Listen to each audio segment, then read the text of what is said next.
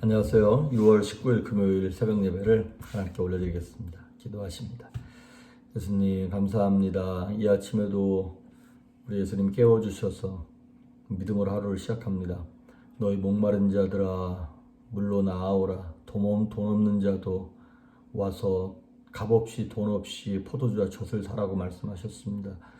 우리가 한 것이 없는데 은혜를 주셨고 거저 주시는 생명과 그 축복을 이 아침에도 풍성하게 누릴 수 있도록 하나님 우리 사랑하는 성도님들을 기억하시며 저들의 영과 혼과 육체와 가정과 사업체와 건강을 책임지시고 불쌍히 여겨 주시옵소서.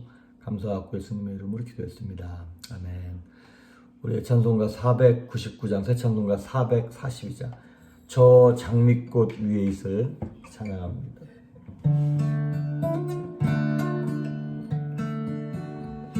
저 장미꽃 위에 있음 아직 맺혀 있는 그때에 귀에 흐르니 소리 들리니 주 성분명하다 주님 나와 동행을 하면서 나를 친구 삼으셨네. 우리 서로 받은 그 기쁨은 알 사람이 없도다. 그 청한 주의 음성 우는 새로 잠잠케 한다. 내게 들리던 주의 음성이 늘 위에 쟁쟁하다. 주가 나와 동행을 하면서 나를 친구 삼으셨네. 우리 서로 받은 그 기쁨은 알 사람이 없도다. 밤 깊고 동산 안에 주와 함께 있으려 하나. 새로운 세상에 할 일 많아서 날 가라며 하신다. 주님 나와 동행을 하면서 나를 친구 삼으셨네. 우리 서로 받은 그 기쁨은 알 사람이 없도다.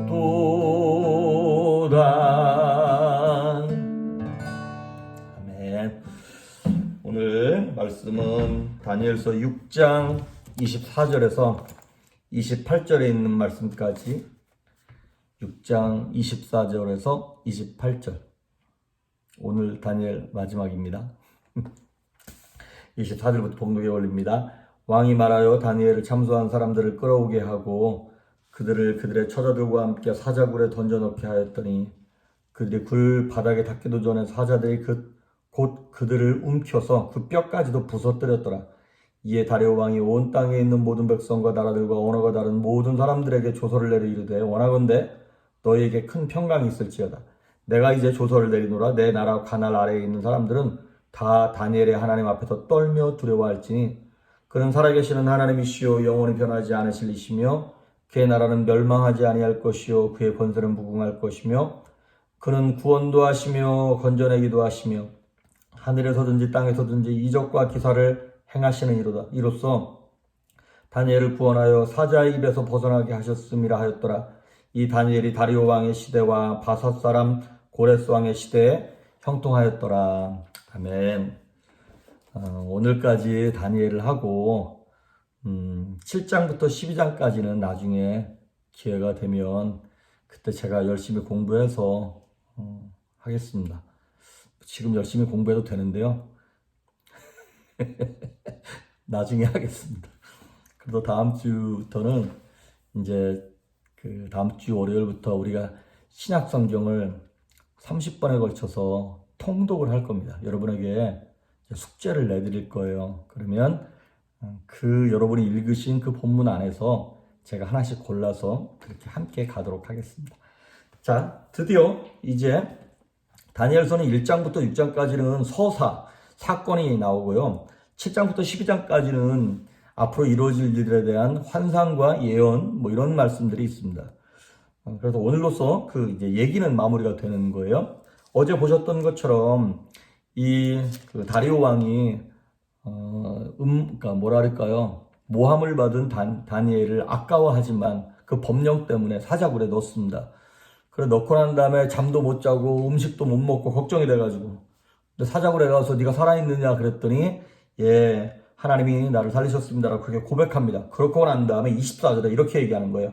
왕이 말하여 다니엘을 참소한 사람들을 끌어오게 하고 그들의 처자들과 함께 사자굴에 던져 넣게 하였으니 그들이 굴 바닥에 닿기도 전에 사자들이 곧 그들을 움켜서 그 뼈까지도 부서뜨렸더라. 여기 음모를 꾸민 자들 뿐만 아니라 그 식구들까지도 사자굴에 싹 다 묶어서 던져버렸습니다. 그런데 얼마나 이 사자들이 뭐 이렇게 맹수였는지 바닥에 그 사람들이 떨어지기도 전에 그냥 물어가지고 뼈까지 다 부서뜨렸다는 거예요. 근데 그런 사자를 하나님이 막으셨죠. 입을 막으셨죠. 그렇습니다. 여러분. 하나님을 대적했던 악한 자들은 결국에는 자기가 놓은 자기 덫에 자기가 걸리게 되어 있습니다. 우리가 대표적인 예로 에스더서를 보면 하만이라고 하는 악한 사람이 모르드게를 잡아서 죽여가지고 장대에 높이 다르려고 장대 만들었는데 하나님이 어떻게 하셨어요? 그 장대에다가 하만을 다셨습니다. 하나님은 진짜 그런 부분에 있어서 정말 시나리오 또 어떤 그렇게 극적으로 시나리오를 쓰시는지 너무나 멋있게 일을 처리하세요. 마귀가 예수님을 죽였어요. 끝났다고 생각했는데 그 죽음을 통하여서 예수님이 죄의 문제를 해결하시고 부활이라고 하는 생명으로 온 인류에게 구원의 길을 허락하셨어요. 예수님이 죽지 않았으면 부활도 없는 것 아니겠습니까? 그런 것처럼 하나님은 성도를 구원하는 일뿐만 아니라 마귀를 멸하시는 일도 함께 병행하십니다. 다니엘을 사자굴에서 꺼내셨을 뿐만 아니라 다니엘을 참소하고 모함했던 악한 놈들을 멸하시는 거예요. 마귀의 일을 멸하시는 거예요. 그래서 하나님의 구원 사역은 영혼 구원과 마귀 진멸이라고 하는 이 두 사건이 마치 손바닥의 양면과 같이 늘 함께 가게 되어 있습니다. 우리가 고난 가운데 때로는 모함 가운데 어려움 가운데 하나님 나를 구원해 주십시오라고 기도할 때 하나님이 저와 여러분을 구원해 주실 뿐만 아니라 우리를 그렇게 환난 가운데 억울하게 이쪽에 넣었던 악한 영의 역사들도 하나님이 심판하시고 마귀의 공격을 다 뒤집어 엎으신다라고 하는 것입니다. 그래서 구원의 과정을 통해 우리의 억울함도 하나님이 신원하십니다. 그래서 그거를 보면서 우리의 억울함을 하나님이 신원하신다라고 하는 그 믿음을 가지면서 우리가 꼭 해야 할 일이 있는데 무엇이다면 원수를 내가 친히 갚지 말라는 것이죠. 내 서운함을, 내 섭섭함을 내가 그 사람 찾아가서 내가 당신 때문에 서운했다고 섭섭했다고 이렇게 말하지 말라는 거예요. 그렇게 말해야 안 그러면 나 속병 나서 죽겠다고. 뭐 그럴 사람은 하십시오. 근데 그렇게 사람 찾아가가지고 나 당신 때문에 서운하다고 섭섭했다고 이렇게 말하면 그때는 속 시원하는지 모르겠지만 하나님이 하실 일을 내가 대신하는 거예요.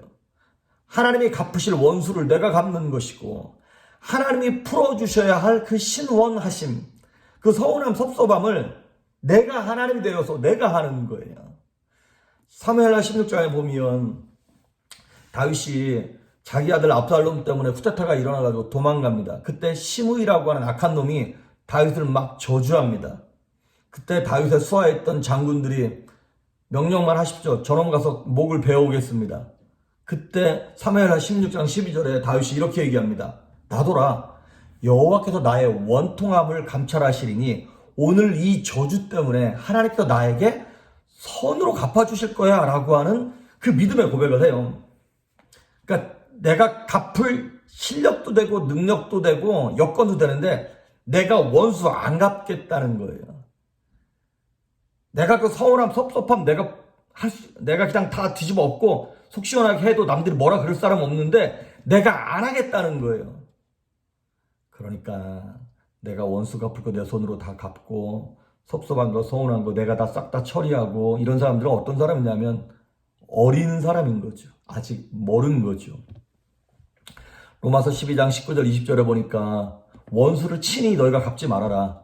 하나님의 진노하심에 맡겨라. 원수 갚는 것이 내게 있으니 내가 갚으리라. 라고 사도 바울을 통하여 하나님이 친히 말씀하셨어요. 왜 그런 겁니까? 왜 하나님이 갚으시겠다고 얘기하는 겁니까? 자녀인 우리들 손에 더러운 것 묻기를 원치 않으시기 때문에 그렇습니다. 그래서 하나님께 원수 갚는 걸 맡기자는 것이죠. 근데 문제가 있어요. 뭐냐면 예전에도 말씀드렸던 것처럼 그 하나님의 원수 갚으심, 신원하심이 첫째, 내 스타일대로 안 된다는 거예요. 둘째, 내 타이밍에 원수를 안 갚는 게 너무 속상한 거예요. 내 방법대로 원수 갚지 않으시고 내가 원하는 타이밍에 안 갚아주시고 내 방법은 뭡니까? 원수가 완전히 망하는 거거든요. 아주 눈에 띄게 아주 그냥 주저앉아야 되는데 이렇게 지켜봐도 변화가 없어. 그리고 그 원수 갚는 타이밍도 원수는 외나무 다리에 만나가지고 딱 극적으로 막 사람 많을 때 딱 하나님이 나의 무죄를 딱 알려주시고 저놈이 딱 부끄러움을 당해야 되는데 하나님이 원수를 갚으실 때 뭐 당장 극적으로 무슨 일이 벌어지는 게 별로 없어요. 오히려 원수가 멀쩡해. 오히려 더 잘 되는 것 같고. 마치 뭐가 같으냐면 아합과 이세벨이라고 하는 악한 왕과 여왕이 있었잖아요. 근데 그놈들이 나봇이라고 하는 경건한 사람의 포도원을 빼앗습니다. 그러면 딱 그 경건한 사람을 힘들게 하고 억울하게 누명써서 죽일 때 아합과 이세벨도 그 자리에서 죽거나 벼락 맞거나 성이 무너져서 죽으면 얼마나 좋아요. 근데 그러고서도 멀쩡해 그놈들은. 그런데 여기서 한 가지 하나님이 내 방법대로 안 하시고 내 타이밍에 안 하시는 이유가 있습니다. 왜냐하면 이거는 원수를 위함이 아니라 우리를 위함입니다. 하나님이 원수를 불쌍히 여겨가지고 뭐 이렇게 봐주기 때문에 심판을 늦게 하는 게 아니라 우리 때문에 늦게 하신다는 거예요. 나를 성숙하게 하시려고. 이 고난의 시간들을 통해서 나를 훈련하게 하시려고. 그래서 여러분, 신앙생활은, 믿음 생활은 뭐냐면 신앙은 기다리는 겁니다. 믿음은 인내하는 겁니다. 바라는 것들의 실상이라 그랬잖아요. 믿음은. 그 바라는 것은 뭐예요? 기다린다는 얘기인 거거든요. 기다리지 못하면 신앙이 될 수 없습니다. 기다리지 않으면 믿음이 성장할 수 없습니다. 충분히 숙성되어야 좋은 포도주가 나오고 이 장 맛도 마찬가지잖아요. 몇 년 동안 숙성되어야 좋은 장 맛이 나는다는 게 있습니까? 하나님의 관심은요. 원수를 벌 주는 데 관심이 있는 분이 아니에요. 왜냐하면 그놈들은 나중에 다 지옥 갈 거니까. 하나님의 관심은 원수를 얼마나 비참하게 벌 주느냐에 관심이 있는 것이 아니라 우리를 세우시는 데 관심이 있습니다. 저와 여러분의 신앙을 성장시키는 데 관심이 있으신 거예요. 그래서 우리가 해야 될 일은 뭐냐? 인내하면서 참으면서 악에게 지지 말고 선으로 악을 이기는 그 시간을 벌기를 원하시는 거예요, 하나님이.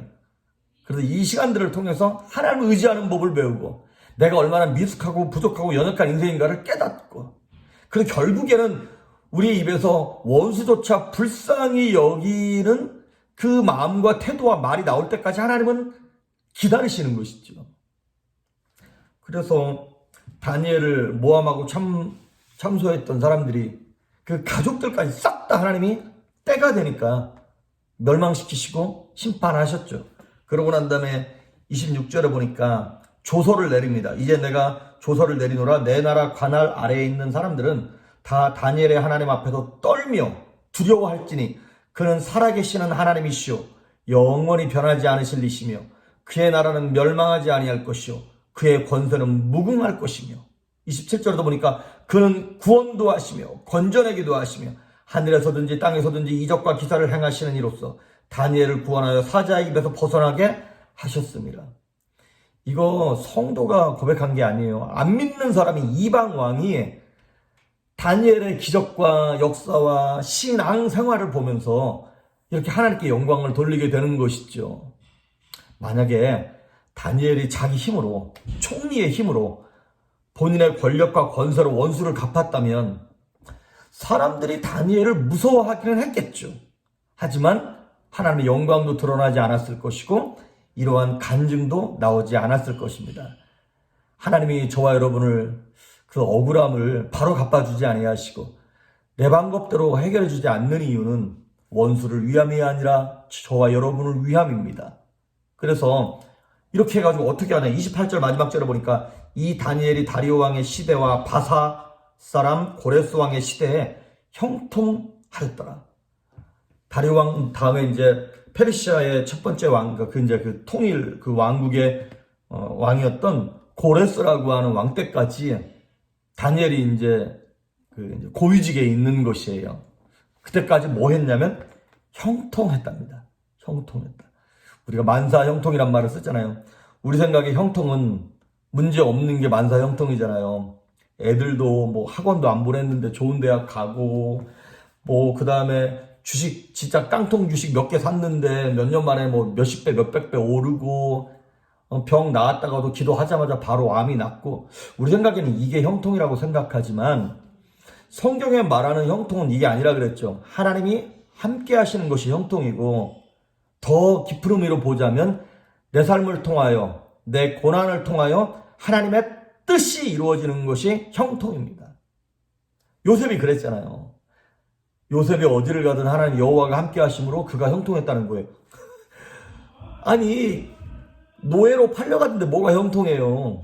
그런데 하나님이 함께 하셔서 노예로서 하나님의 뜻을 이루니까 형통했던 거고 감옥에 갔어요. 형통하면 진짜 형통하면 감옥에 안 가야 되는 거 아니에요?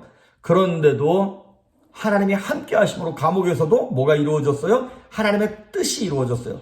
우리 눈에는 잘 안 보여. 지금 요셉이 하나님의 뜻을 이루고 있는 건지 안 이루고 있는 건지. 근데 다 끝나고 나서 보니까 큰 그림에서 보니까 가나안 땅에서 애굽 땅으로 애굽 그 노예 생활에서 감옥으로 점점 지리적으로 보니까 나중에 보니까 바로 왕 앞으로 점점 가는 거예요. 그건 나중에 가서 알 수 있는 거예요. 입체적으로 퍼즐이 맞아야만 볼 수 있는 거예요. 그거는 죄송합니다만은 우리는 지금 알 수 없어요. 지금 저와 여러분이 당하는 그 고난과 어려움의 이유는 사실 알 수 없어요. 마치 욥이 고난당할 때 왜 고난당하는지 깨달지 못했던 것처럼 지금은 알 수 없어요. 나중에 시간이 지나가고 난 다음에 하나님의 뜻을 따라 이게 그 말이었구나라고 입체적으로 깨닫게 될 날이 올 것이라고 하는 것입니다. 그래서 여러분 하나님의 방법대로 하나님의 원수를 갚으시고 하나님의 타이밍을 따라 하나님의 때에 일이 이루어지고 하나님의 방법대로 복을 누리는 여러분 될 수 있기를 주의 이름으로 축복합니다. 기도하십니다. 예수님 감사합니다. 다니엘서를 마치면서 이 다니엘처럼 사드락과 메삭과 아벳느고처럼 우리의 삶이 평안한지 불편한지 아픈지 건강한지 부유한지 가난한지 그것에 상관없이 오래 참고 인내하며 하나님의 방법대로 하나님의 뜻이 우리 성도들의 삶 가운데 이루어지고 그것을 우리의 눈으로 보게 하시며 그의 영광을 드러낼 수 있는 성도들이 될 수 있도록 은혜를 베풀어 주시옵소서. 감사드리옵고 예수님의 이름으로 기도했습니다. 아멘.